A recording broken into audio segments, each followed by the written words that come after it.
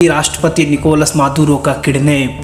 जी हाँ, अमेरिकी राष्ट्रपति डोनाल्ड ट्रंप ने इस दावा किया कि उनकी सेना ने मादुरो को उनके घर से उठा लिया है। आखिर रातों रात ऐसा क्या हुआ कि दुनिया के सुपर पावर अमेरिका ने लड़ाई का रास्ता चुन लिया। अगले 3 मिनट में जानिए इस महासंकट की पूरी इनसाइट्स स्टोरी। आज यानी कि 3 जनवरी 2026 की तारीख इतिहास के पन्नों में दर्ज हो गई है।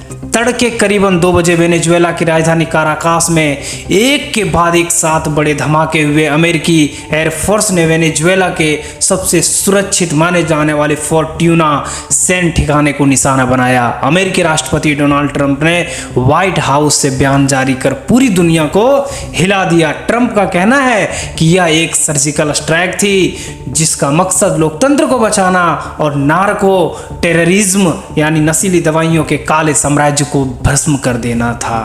अमेरिका ने राष्ट्रपति निकोलस मादुरो और उनकी पत्नी को हिरासत में लेकर अज्ञात स्थान पर भेज दिया है। अमेरिका का आरोप है कि मादुरो सरकार ने सालों से अमेरिका में ड्रग्स की तस्करी कर रही थी और चुनाव में धांधली कर सत्ता में कब्जा बनाए बैठी थी। लेकिन ठहरिए, क्या सच यही है? सिर्फ एक देश की सत्ता बदलने की कहानी नहीं, इस हमले के पीछे दुनिया के सबसे बड़े तेल भंडार का खेल छुपा है।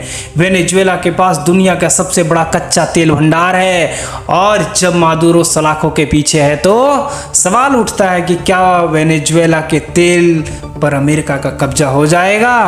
और सबसे बड़ी बात, क्या रूस, चीन इस हमले के बारे में खामोश रहेंगे? क्योंकि वेनेजुएला में रूस की सेना और चीन का अरबों का डॉलर निवेश हुआ है। भारत पर क्या असर पड़ेगा?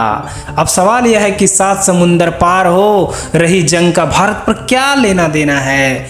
जवाब है कि बहुत गहरा असर पड़ेगा। भारत अपनी जरूरत का काफी तेल वेनेजुएला से खरीदता है। इस हमले के साथ ही साथ अंतर्राष्ट्रीय बाजार में कच्चे तेल का कीमतें आसमान छूने लगी है।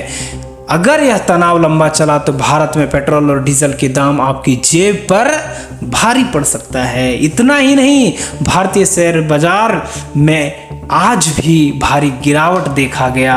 भारत के लिए यह कूटनीति रूप से बड़ी चुनौती है क्योंकि हमें अमेरिका से दोस्ती और अपनी ऊर्जा सुरक्षा के बीच संतुलन बनाए रखना है।